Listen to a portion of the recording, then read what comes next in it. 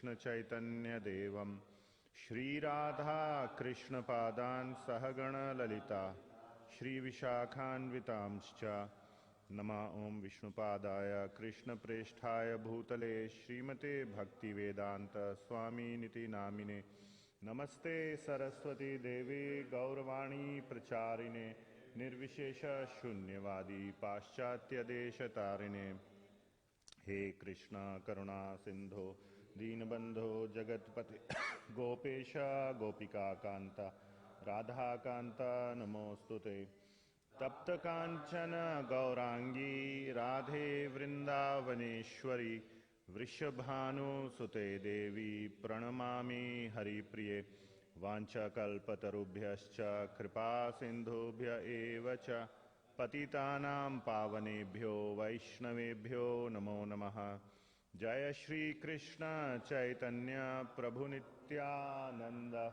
Shri Advaita Gadadhara Shrivas Adi Gaur Bhakta Vrinda Hare Krishna Krishna Krishna Hare Hare Hare Rama Rama Rama Hare Hare.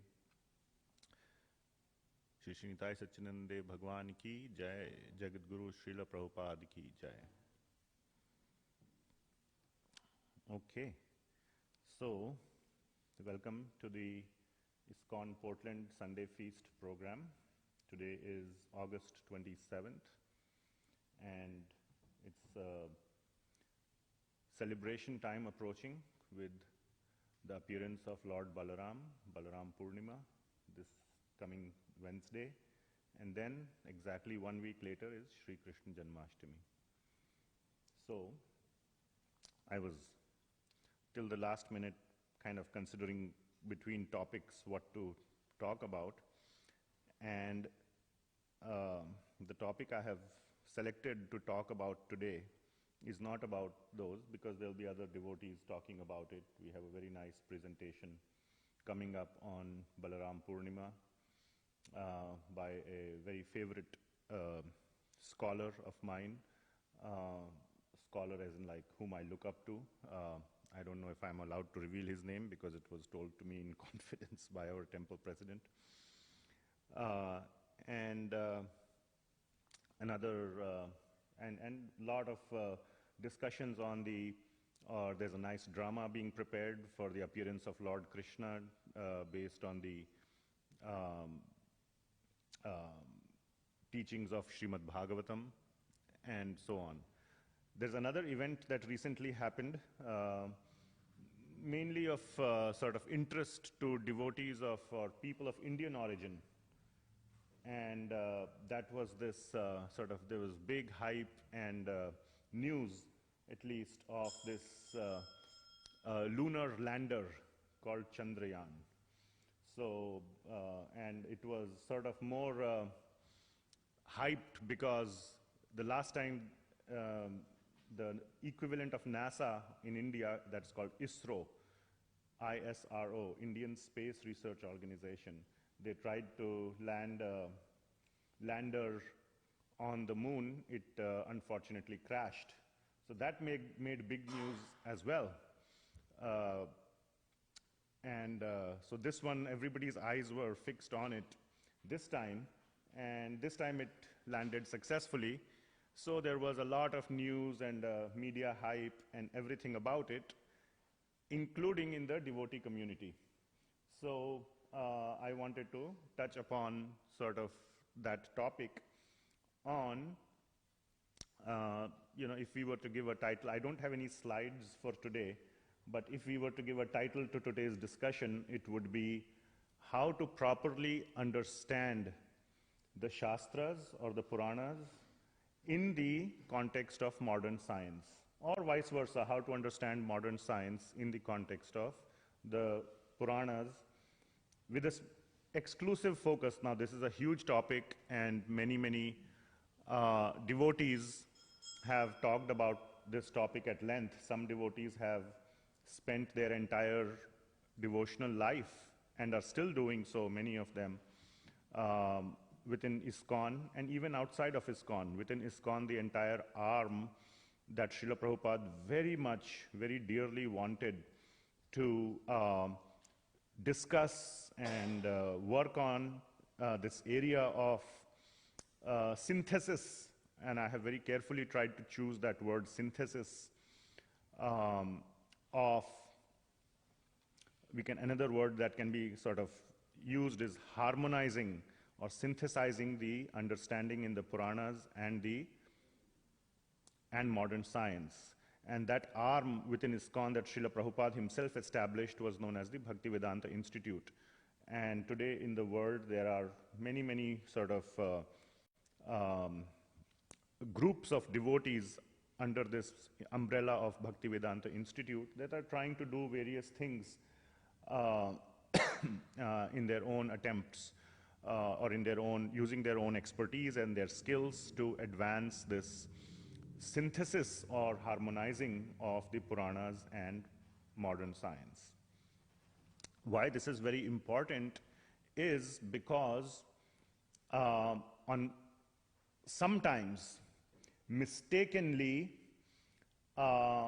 according to me, or according to Srila Prabhupada as well, and according to those, and I will come to that topic in just a second, for any serious thinker, now I don't mean thinker as in like a philosopher, but anybody who seriously cares about it and cares to think about it.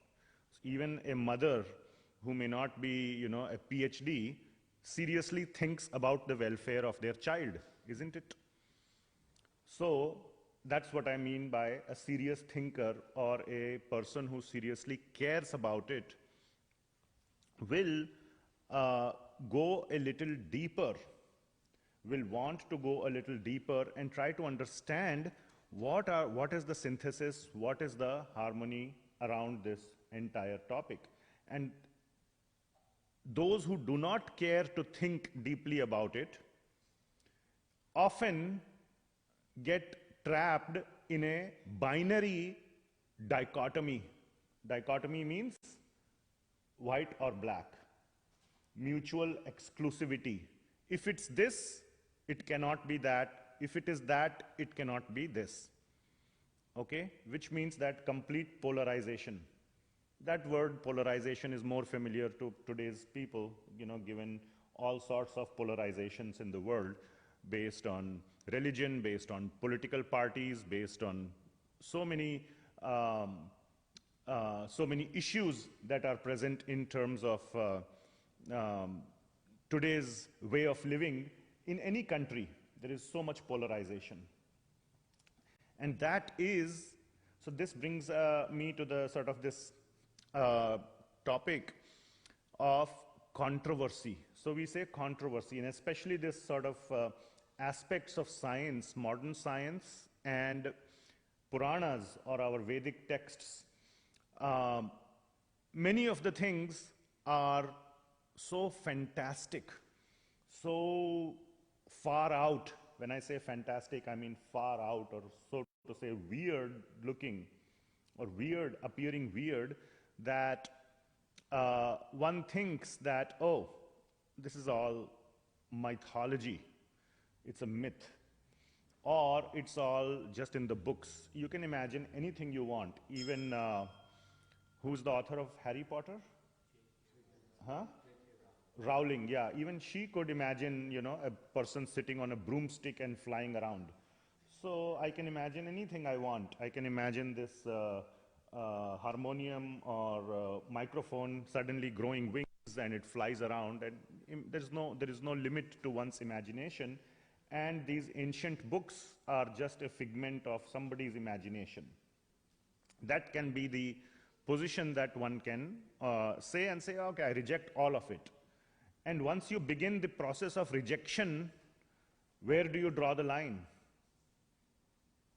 Do you just say, oh, if this microphone had wings and it flies, I reject that, but whatever else is said in those books, like surrender to Bhagavan, that I accept, but this I reject. Where do you draw the line? And very soon one finds themselves in a position that they reject the whole thing,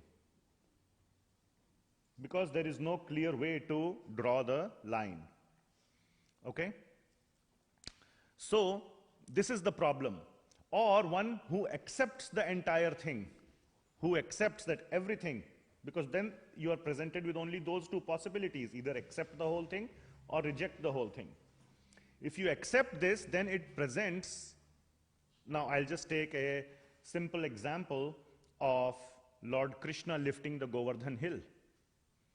A small boy as big as this boy sitting here lifting a hill. Is that possible? Sounds like a fairy tale. But Lord Krishna did lift the Govardhan hill as per the Srimad Bhagavatam. So how do we understand that? So either we reject, there are two choices, unless one can have a criteria to say this is how much I reject and this is how much I accept. One has a choice.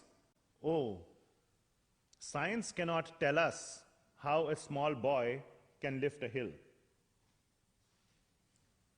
So either I reject science and accept the Shastra fully, or I reject the Shastra fully and accept science. And many people who are educated, even to a high school level, I'm not talking about scientists who are PhDs and are doing research in the various research universities. I'm just talking about a simple high school student who has done his high school level science. Even to that person, it presents a very big choice if he cannot draw the line as to which one to accept. And then people come up with all sorts of weird, confused mindset. Or they just reject some parts of it based on some weird criteria, and just some people say, oh, just the moral principles are good. So you have your own framework of morality, and then you say, oh, the Vedic books support morality. That's to the extent I will believe them. So the Vedas or the Puranas then at that point are not teaching you anything new. You already have a frame of mind which you have made up, and because you get to come to the temple, associate with, friends, have nice kirtan, prasadam, which everybody likes, nice music, nice food. And yes, you cannot just say that this is all wrong. It would be kind of, socially awkward to say that, hey, you won't go to a friend's dinner party and say, I don't like you, I like your food. So you say, I accept this much. But the overriding principle is the framework that you have already established in your mind, whatever that may be, of morality. For example, don't do things to your neighbor that you wouldn't want him to do to you. That's a very, very basic, fundamental, one-line principle of morality. Or we can say law of karma. Then it goes a little bit beyond and deeper, which is to meditate on Bhagavan, on the name of Bhagavan. Okay, even I can do that. Even meditation, focusing the mind, yes, it improves productivity. If I can focus on the name of Bhagavan, I can also focus on my work. People draw all kinds of correlations and say, this is useful. If I can do that, I can do this. This is my benefit from doing this. Or it's okay, I'm just taking the name of Bhagavan. That's okay, it gives me peace. There are scientific studies which have been done which show the mind becomes calm. And when I say scientific study, the science in the area of physiology is a little different, because it's very hard to prove scientifically by measuring instruments than you do statistical studies. So science in the physiological area primarily, now of course there are microscopes to see bacteria and germs, and even to the level of cells, and within the cells you can see even the protein molecules and all that stuff. But largely the domain of science within physiology, when I say physiology, I mean medicine and all that stuff that keeps you all well and keeps you out of the hospital. That kind of science is largely based on statistical analysis, like the COVID vaccine and all those things. Okay, we have done the, what do you call that? The tests, huh? Trials, yes. And then, all that, everything, nobody, dropped dead. So we should, I'm not against COVID vaccine or anything. I took it myself. So this is not a COVID vaccine as discussion. So the point being that then people come up with these weird boundaries in their own mind and somehow try to make spiritual progress. But in the mind, if you ask them what is on this side or that side, it's a very confused boundary, and if you ask many people, you will get as many answers. So, talking about it very objectively and logically, either you need a very clear criteria. There are three options. Please remember, there are three options. Either you have a very clear criteria of differentiating the two, that this much I accept and this much I reject. Or you completely reject one and accept the other. That's the second option. Or the third option is to harmonize and synthesize and make sense out of it for the whole thing, that both these are correct and here's a way to harmonize them. They are both trying to say the same thing. Like there is absolutely no difference, for example, in physics and chemistry. The physics book is very different from the chemistry book, isn't it? All the chapters are different. Exam is different. You can get 100% in a chemistry exam and completely fail the physics exam. Possible? So it's different knowledge, but they don't contradict each other. They are synthesized with each other. Have you ever seen a physicist fighting with a chemist over things? No. It is synthesized and harmonized, though both are talking about essentially very similar things about how nature works. So that is the topic I wanted to scratch the surface of in the next 20-30 minutes, as much as I can do. In the view of this thing, keeping this sort of recent development of this great accomplishment of the Indian Space Research Organization, the NASA equivalent of India, of landing the moon lander successfully on the surface of the moon. So, why there is, I have personally observed a lot of these discussions within devotee groups of this sort of apparent controversy. So what is this apparent controversy? So I want to go into that. Before that, let us try to understand. Now there are some real controversies, okay? I'm not denying that. There could be a controversy which is real, but in this particular case and in many similar cases, the controversy means what is the nature of a controversy? What's the real meaning of a controversy? The real meaning of controversy is the following: that there is a fixed belief in first of all, there are two camps, two beliefs. And the controversy arises when there are enough people or some people in both camps. And both those camps have a preconceived, a pre-decided understanding of that their understanding is the right one. And of course, the two camps have an understanding which does not match each other. It is opposite. It is mutually exclusive. Okay? For example, in this case, did the lander land on the moon or it was fake? It never landed. It was just a media propaganda. So either it is a media propaganda or it is real. It cannot be both. So it is mutually exclusive. It cannot be both. The root cause of a controversy is our thirst and our deep hankering, our hunger for our ahankar, for our ego. Ego for what? Ego for winning. Just winning. So you give somebody a topic in which there are enough people on the other side to beat up or to win against. That is a controversy. Which then leads to the fact, so this is like, like I win, you lose. That is the fundamental outcome. It does not change positively the lives, the meaningful lives of either side of people. It's just that I win. See, I win. That momentarily, and even if it is not I win, an even lower level is there. I win, you lose is called jalpa. I won't go into those details. The next lower level is you lose. I win or not doesn't matter. You lose. There is this deep desire to defeat. Shri Shri Nitai Satchidanand Dev Bhagwan ki jai. Okay. So that leads to, so these controversial topics are very interesting to people because it gives ripe grounds, a ripe environment or a situation to take a side and then to try to win. That is a controversy. What does it mean really? What not mean, but what does it show? It shows a lack of desire, interest, and capacity. Three things. First of all, there is no even desire. There is a difference between desire and interest.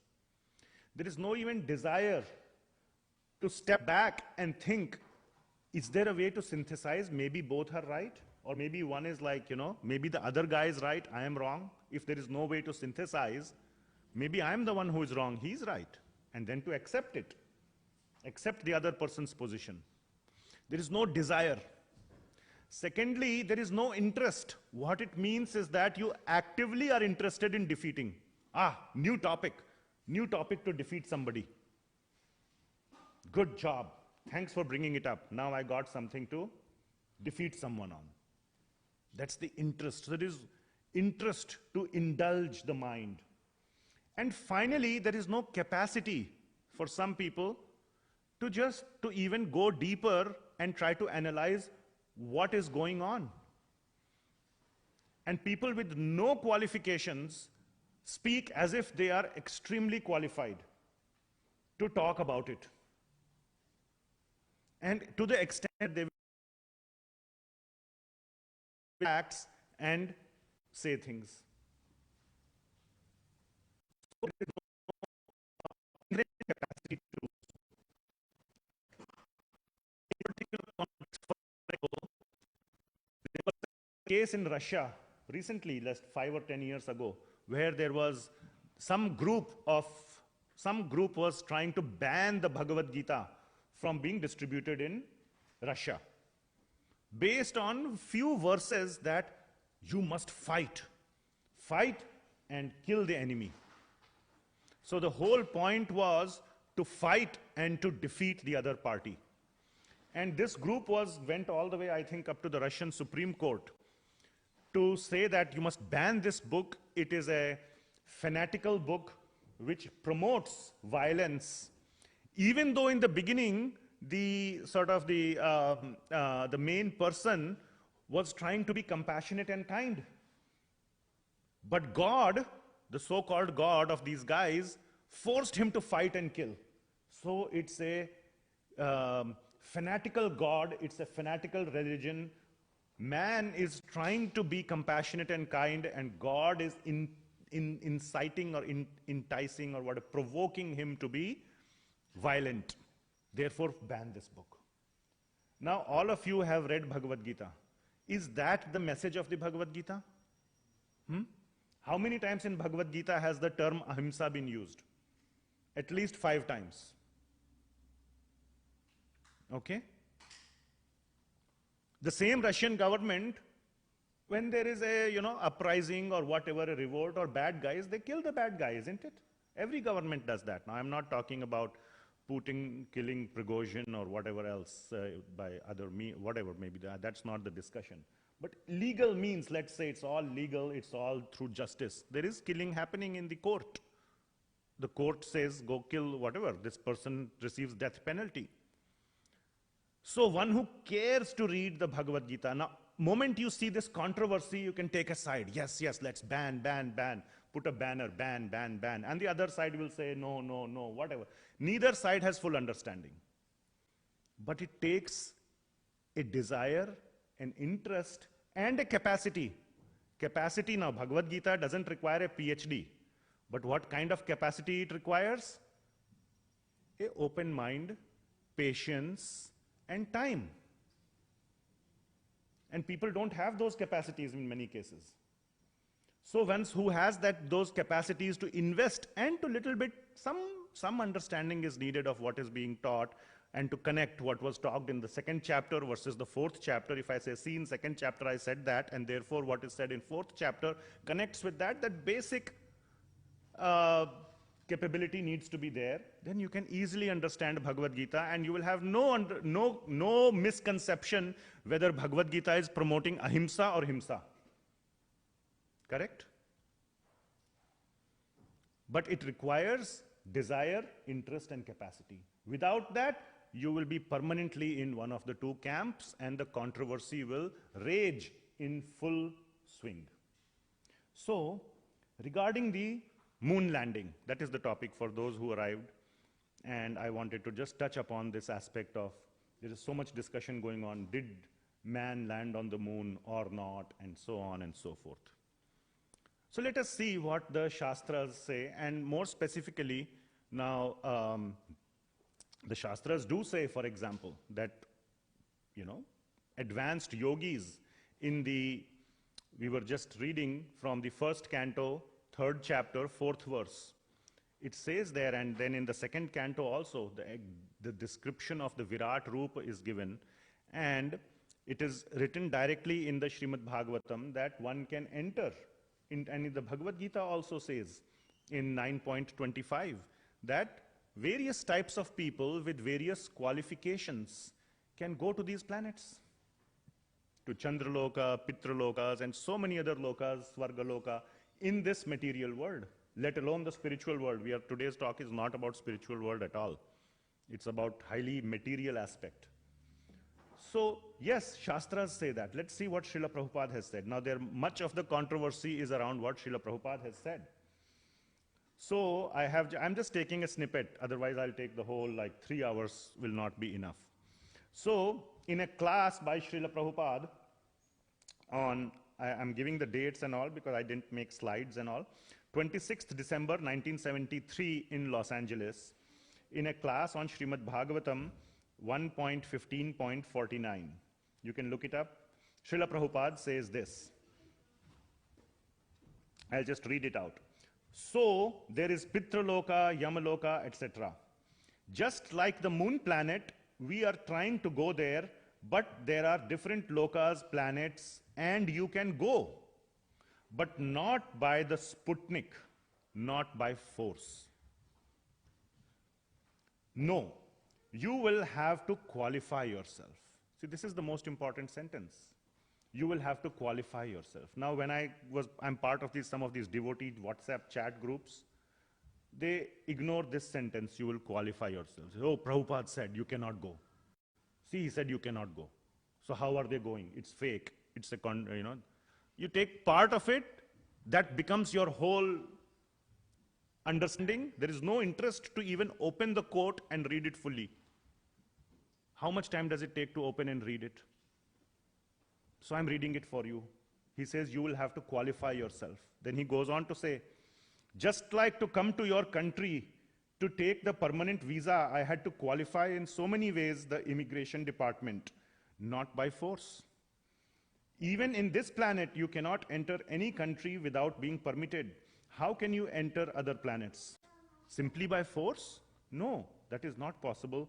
Again, he says, you have to qualify yourself. Directly Srila Prabhupada is saying. So this kind of suggests, and he does say this, no, not by Sputnik. At that time in the 70s, there was the space race.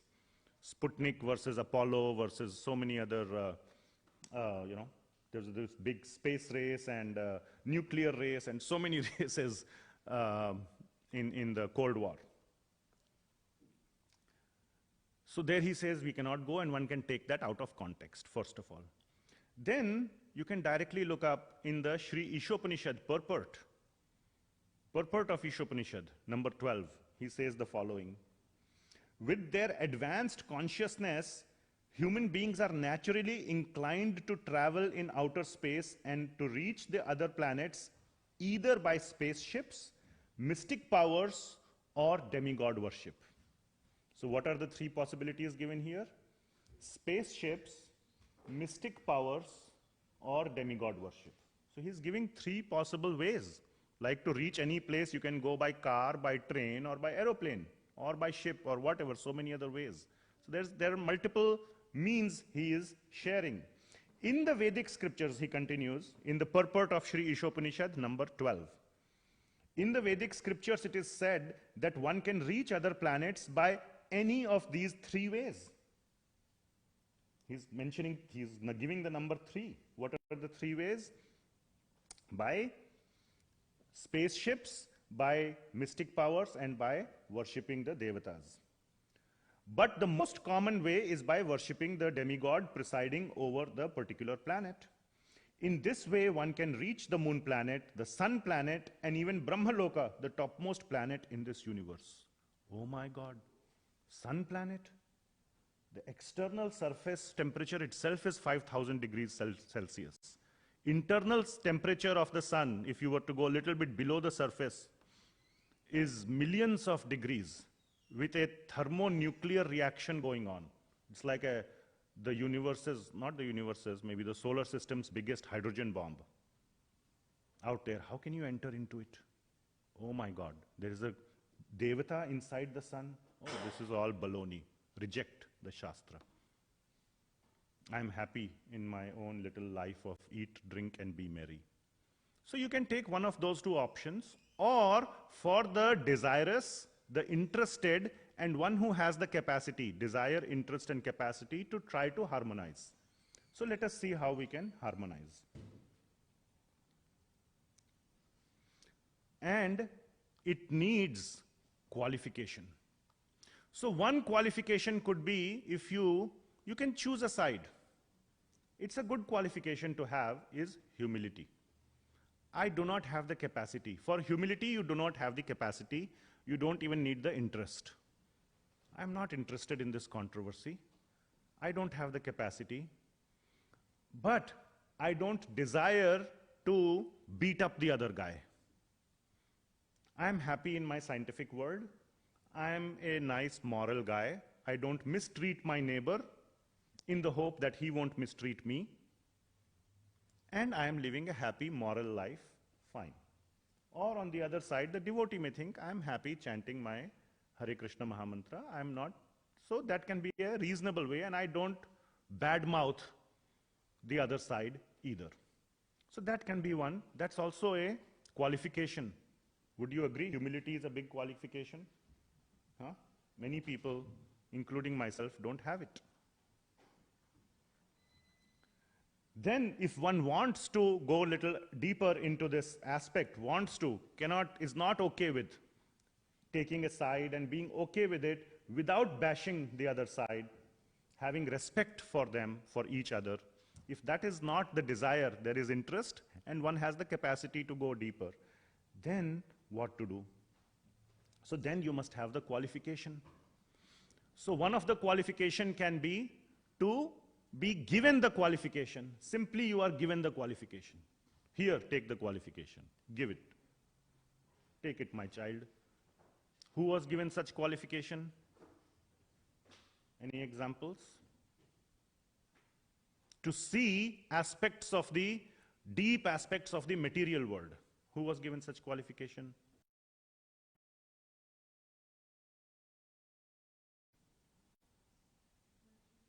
Arjuna. Yes, in Bhagavad Gita, 11th chapter. In the 4th verse, he says, I want to see, my dear Krishna, I want to see your presence in the material world. What does Krishna say?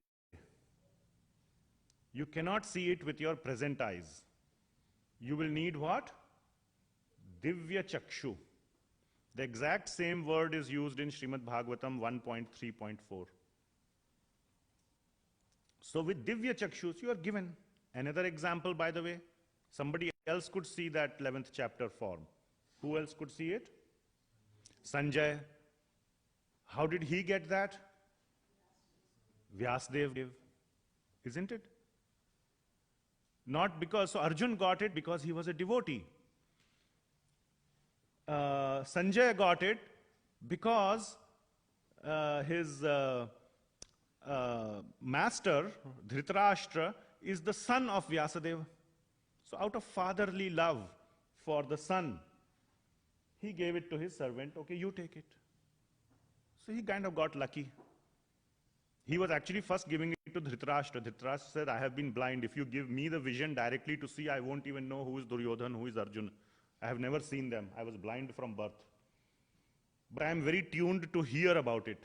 And this, my dear servant Sanjay, very nicely tells me everything that's going on in my palace, in everything. Today on your plate, here is the roti, here is the sabji. This sabji is called, whatever, aloo, and this sabji is this. And I recognize it by voice. You give him the mystic power, he will be able to nicely explain to me. That's how he got it. Otherwise, Vyasadeva was directly going to give it to his own son, Dhritarashtra. So like this, they got the qualification. Okay? But in the modern context, so this was just the mercy. Now we talk about demigods. That was the other point Srila Prabhupada made. By mystic powers that is given to you, or you obtain it through tapasya, through strong, or by devotion, like Arjun. The second aspect is by worshipping the devatas. That's how you obtain it. Again, that's not in the scientific direction. The third option, Srila Prabhupada said, is by spaceships. So that is the scientific option. So in that particular direction, how we can try to harmonize and synthesize. So that is the main point of how we can harmonize and synthesize in the scientific direction.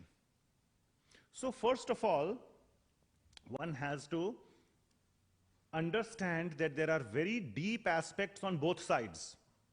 It starts with that understanding that there are deep aspects on both sides which it is not possible for one person to understand. Is there anybody here? Oh, actually I was going to ask a question, but I already have a counter example. I was going to ask that anybody has won the Nobel Prize in 2 different subjects. So who was that? Huh? Pauling, yes, in physics and chemistry. So it's not like in peace and physics. They are different. Only one example in last 150 years. Okay? But it is very difficult to know everything about all areas. So first one needs to understand that there is depth in many areas, and it is not possible for the human mind to grasp all that understanding in depth, including on the side of the purāṇas and the Shastras. So that is point number 1. And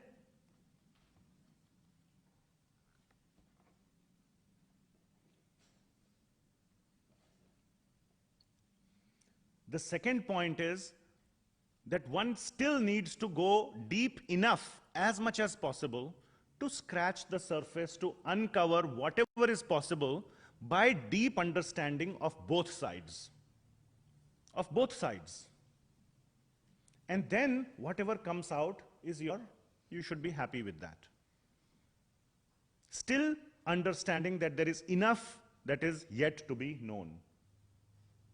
So with that humility, then one begins to approach. Then when you begin to approach a particular problem, you pick up something. One is very deeply going into Shastra, one is very deeply going into this scientific domain. And then one begins to try to see, hey, these are like, just doesn't make sense at all.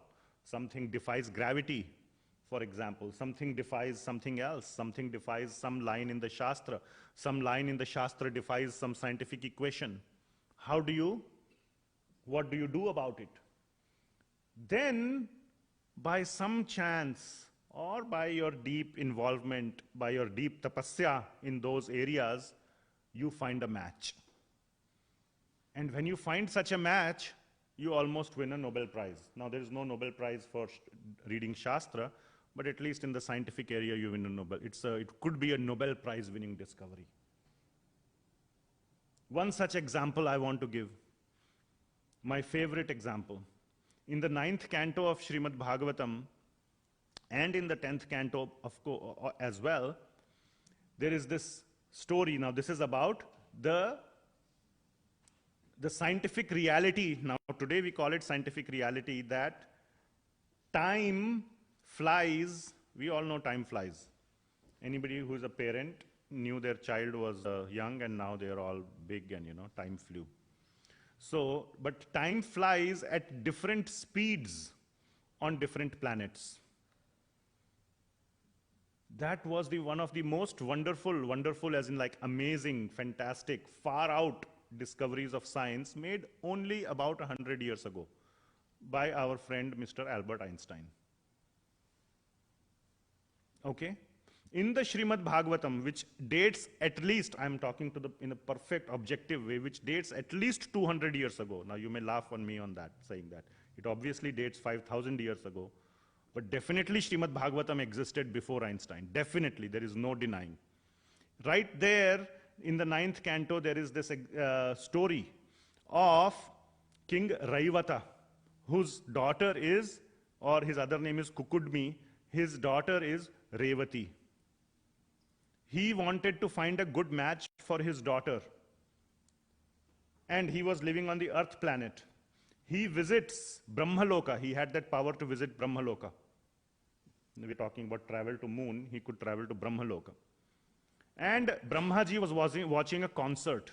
I did some mathematical calculations based on some Vedic time scales and blah, blah, blah.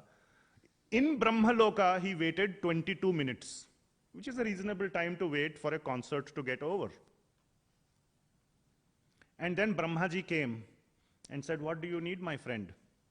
He said, "I want a good match for my daughter."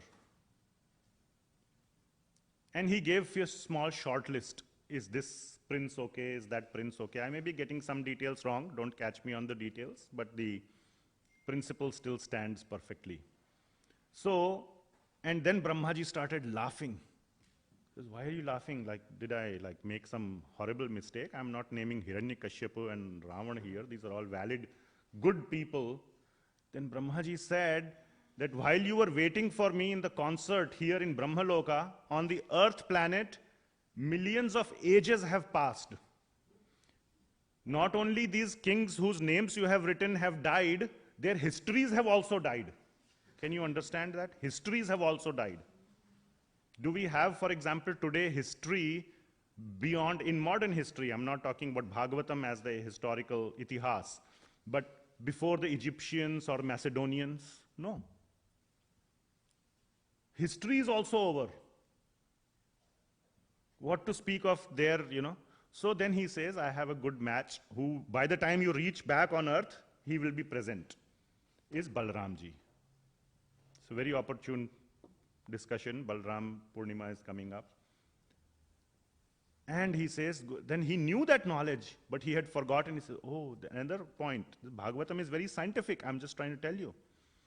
And he says, but the age or the stature of the people in that age, and Balramji will come according to to mix in with the rest of the population, is very small. My daughter is so big. What does Brahmaji do? He makes the daughter Revati into a smaller height to match little bit smaller than Balramji, so that she's a good, nice match. All these points are mentioned in Srimad Bhagavatam. So there's another incident which we will not go into the details of much, is the Brahma Vimohan Leela. He makes one trip to the caves. He had hid those calves and cowherd boys in his Brahmaloka area. He makes one trip there to just come and see, are they still there? And in that much time, Brahmaji is very fast, okay? He goes very quickly and comes back. But in that split second itself, how much time passed on earth? 1 year passed. It's right there in Bhagavatam. And no wonder both these topics talk about Brahmaji and his planet. Because that planet, we can now with modern science, it says that on a massive planet, time flies much slower. 1 second nearer or on the surface of an extremely massive planet equals many years on a less massive planet. That is a proven scientific fact. Okay? Now, by the way, Einstein was super mad at this. This was his biggest discovery. He was so proud of it. First of all, he was denied the Nobel Prize for a long time. He thought he would get it in 1912, 13 or something. Other scientists who were supporting him, like Max Planck and all, were proposing his name, but the scientific community, the Nobel Committee, was rejecting it because they did not have proof. They did not have proof of this. So here what I'm trying to say is there is a burning, and I think for good reason, because religion or people can misuse it for many reasons also. So it's a good thing to have proof, is if all you can have is direct proof, what is known as pratyaksha praman. So it's a good thing to have pratyaksha praman.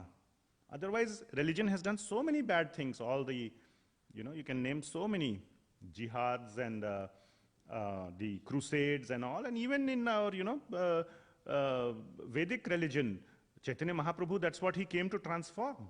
Otherwise, the Brahmanas were saying, oh, if you give me money, I will cancel your sin. Can you can you buy your way out of sinful activities? No. But that's what was going on in the name of religion. So pratyaksha praman is a good thing. So the scientists, the Nobel Committee did not give till they found this proof, small tiny proof, that this, I won't go into the details, the occultation of Mercury behind the sun. And light bent because of the mass of the sun. They had to find the perfect time, the perfect place to take photographs on a perfect solar eclipse. And they could see Mercury before they could have seen it scientifically, because light bends like refraction. If I dip this pencil in a glass of water, it appears bent because of refraction. Light bends when it goes from one medium to another medium, water to air. But there is no medium, it's all vacuum. But still light bent, and the cause there was not change of medium, but because it was bent by the mass of the sun. Instantly overnight, first time they tried to do this experiment, there were clouds. They couldn't get the pictures.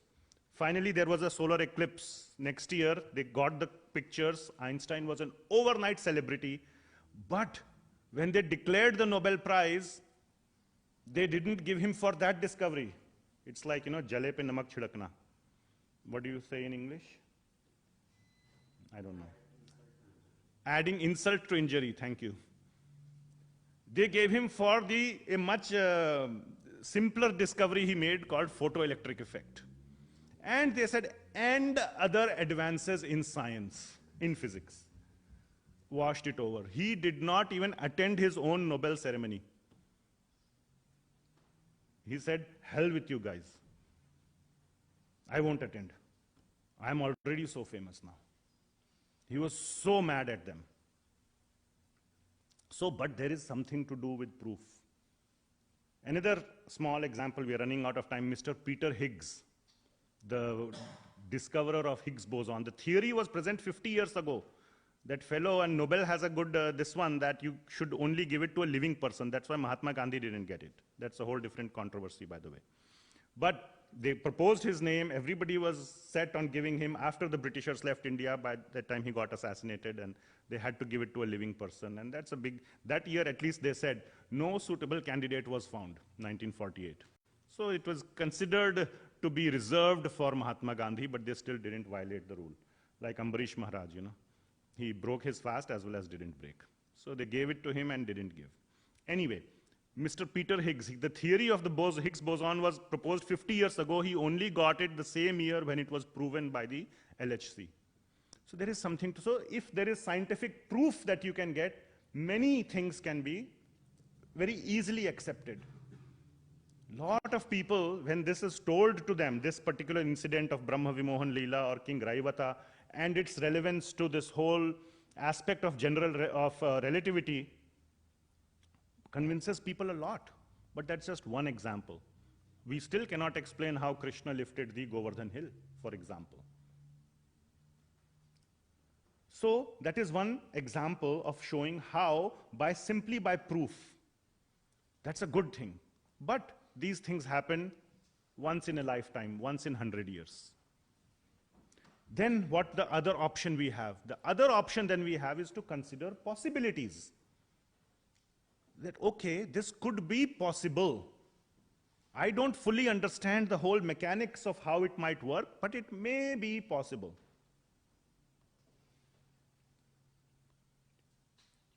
So please try to understand one more thing. The purpose of Srimad Bhagavatam is to not reveal scientific concepts.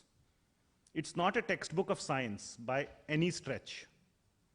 It is a book of bhakti. It is to make us into bhaktas, into devotees, not into scientists. But this magnificent creation of Bhagavan is so magnificent, is so wonderful, that obviously there are things that occur in this universe, in this creation, that are so wondrous, that are so amazing and so far out. But you can't help but mention it because it is about God's creation. It does two things. One is that it ends up revealing these things as a side effect.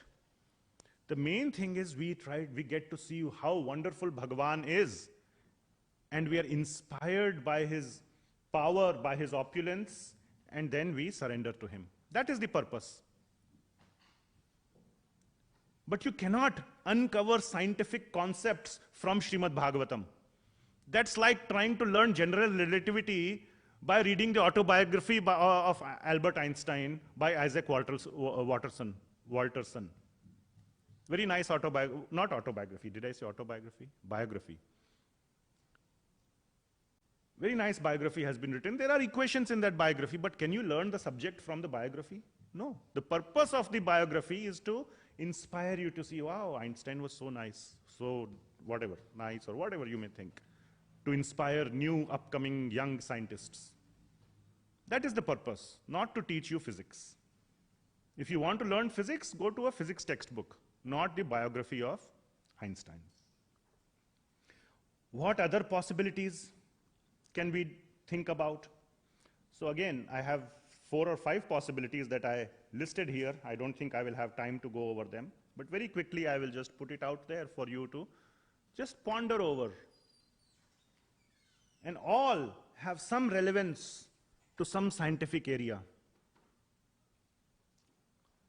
Now, Srila Prabhupada also obviously mentioned one thing, that you cannot enter without permission. So first of all, you need permission from the residents of the moon planet. Or you can reach the surface of the moon. That's like somebody trying to visit Earth planet, and he landed in the middle of the ocean. 70% of the Earth's surface is ocean, right? Or even if he landed on land, maybe he landed on a desert or a mountain or whatever, and saw no people on the surface of water. Let's say he didn't go deep. I'm just making it up. There's no living in. He says, oh, Earth is empty. It's just barren. Fair conclusion. Well, you need to. What is the probability if some alien lands, he will land in the middle of New York City? Probability is less. Not so intelligent one. I'm saying partially intelligent, and I consider human species, human race at this present time in 2023, partially intelligent. So we have not been able to see the entire moon, even in the depth and so on, to see if there are, and even maybe again, that's another possibility I had, maybe there are beings which we cannot see with our eyes. Just 100 years ago, we didn't even know that germs and bacteria existed.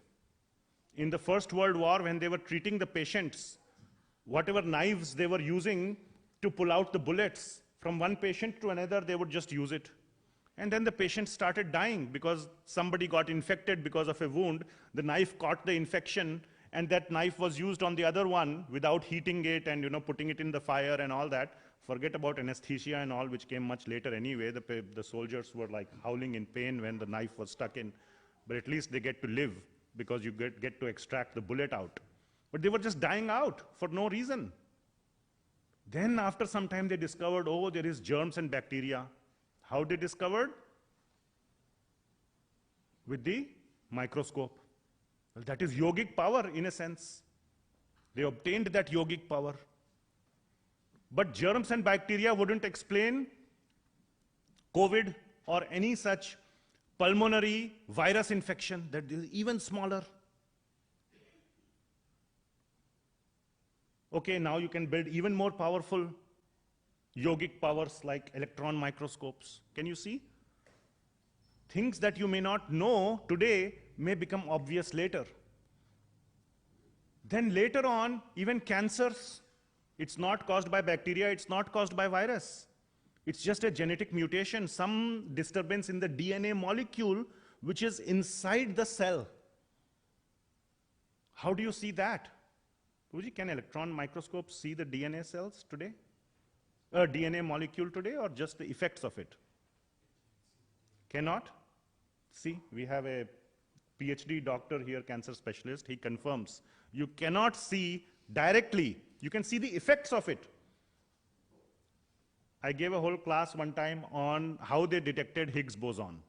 They never saw Higgs boson first of all. They saw the effects of it, which is fair. But my point is, even Pratyaksh Praman has its limits. But cancer is a big disease, and there are valid treatments. So you can see that there could be things that you cannot see, but you may see the effects of it. I'll quickly go to another possibility.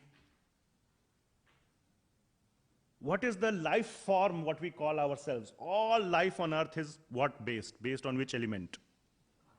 Carbon. That's why we call ourselves the organic life form. Oh, Hare Krishna. Can we go for 2 minutes? Is it possible to have a non-carbon life form? What is in science, what is the next thing that is discussed? Silicon. Why silicon? Is there anything special about silicon? Yes, same column in the periodic table. 4 valence electrons. Shishrintai Satchidanand Dev Bhagwan ki jai. That is a possibility. Maybe at a micro level. There is an article in Scientific American, February 1998. You can go look at it. So I'm not talking some completely, bozo science. This was in the Scientific American, which is the #1 prestigious science popular magazine of United States. 1998, February. Only problem is that the silicon bonds hold good at high temperatures and high pressures. Guess what is there inside the sun? High temperatures and high pressure. Maybe it is. That's a possibility. It's just a possibility. And there are others also. Aarti has started, so we will end here. About higher dimensional beings. Now, this is something completely unfathomable to the mind. But if you want to fathom, little bit, scratch the surface, I highly recommend a book, almost 150 years old book, called Flatland. It was written in the 1800s by a very nice scientist called Edwin Abbott. Read it. It's a thin book. Good books are usually thin. Flatland. It explains what life would be in a 2-dimensional world. For a creature in a 2-dimensional world. Now we can easily understand 3 dimensions. And if you just have the capacity, in desire, interest, and capacity, to put yourself in the shoes of somebody who has ever in his whole entire life never experienced anything but 2 dimensions. How mind-boggling it is for that living entity to imagine life in the 3rd dimension. What kind of crazy things would happen in his experience because of the presence of the 3rd dimension.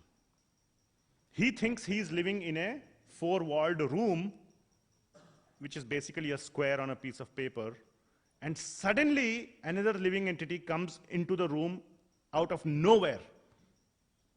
In the 3rd dimension, how is it possible? And there are no doors in the room. You can come from the top. But in his experience, there is no 3rd dimension at all. Similarly, now when you say, that makes total sense, and it makes, that book will make total sense to a high school student. You do not need anything more than high school knowledge to understand that book. Now, if you just simply take one step ahead, I am living in the third dimension. Is there a possibility of a world in the fourth dimension? It will be as incomprehensible to us as it is to that entity who was locked in the two-dimensional world. It's completely unimaginable. But weird things could happen. Somebody could just appear here and just disappear. That's what Bhagavan does. He appears and he disappears inside a locked room. Like on Krishna Janmashtami we will see in front of Devaki and Vasudev, Lord Narayan appeared out of nowhere, so to say. So all these are again possibilities, just possibilities, but have some relevance to the scientific world. So it's not, one should, again the purpose of the discussion was to see how we can potentially harmonize and thereby not reject in both and have respect for both. So that was the intention of the discussion. A lot of very nice and devotee scientists have worked on these problems.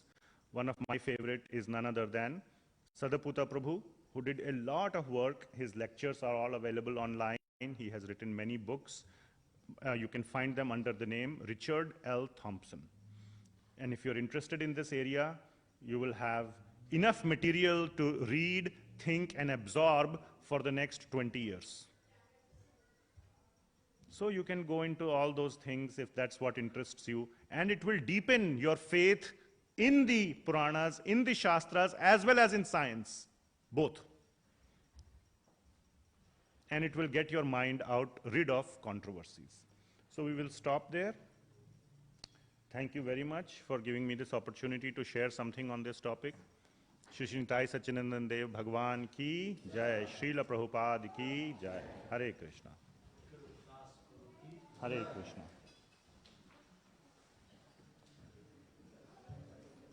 Everyone can put the mats away, please.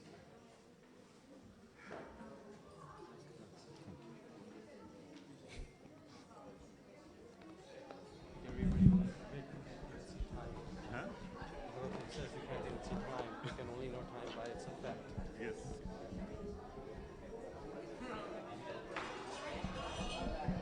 Start.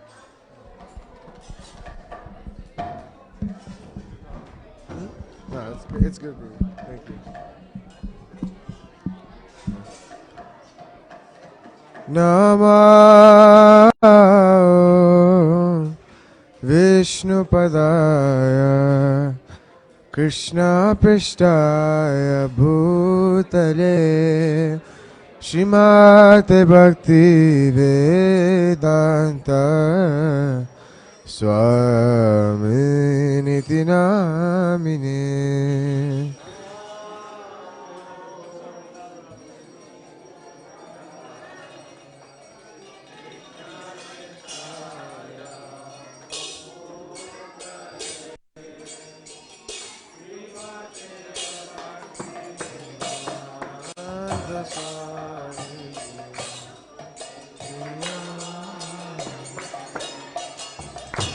Namaste Saraswati Deve Gauravani Pracharine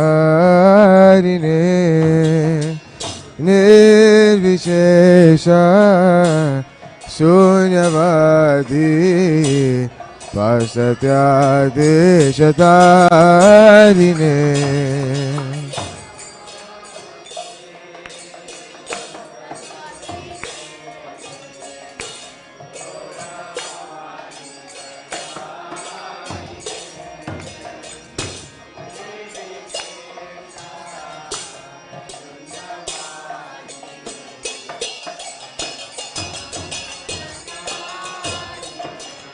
Jaya Shri Krishna Chaitanya Prabhu Nityananda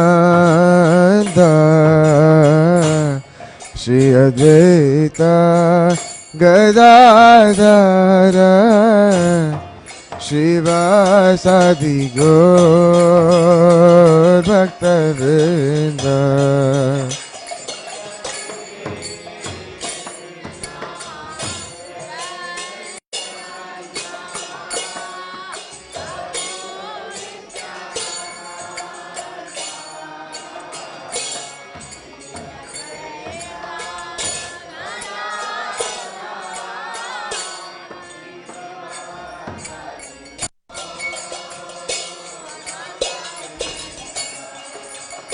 Jaya Shri Krishna Chaitanya Prabhu Nityananda Shri Advaita Gadadhar Shivasadi Gaur Bhakta Vrinda.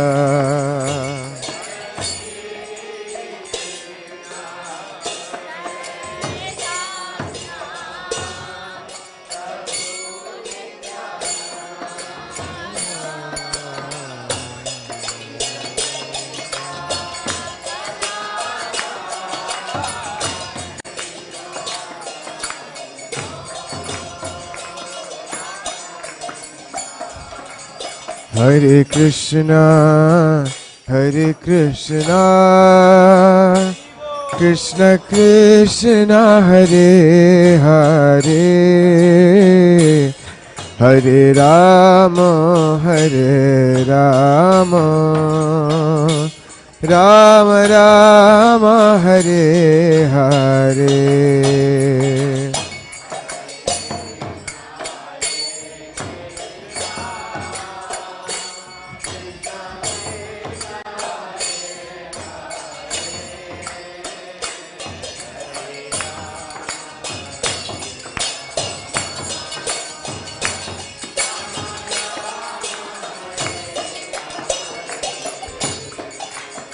Hare Krishna, Hare Krishna, Krishna Krishna, Hare Hare, Hare Rama, Hare Rama, Rama Rama, Hare Hare.